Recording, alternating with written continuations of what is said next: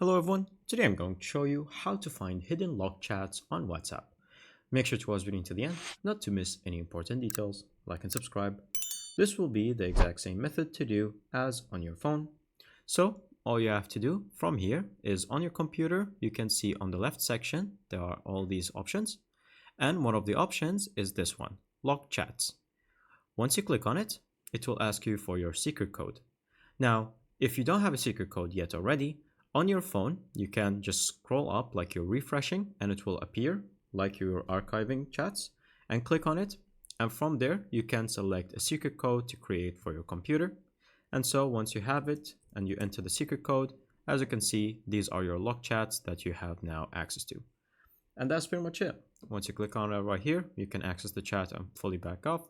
And then once you go back, then the chat is locked again and you need to enter the password. Thank you guys for watching. See you next time. Bye bye.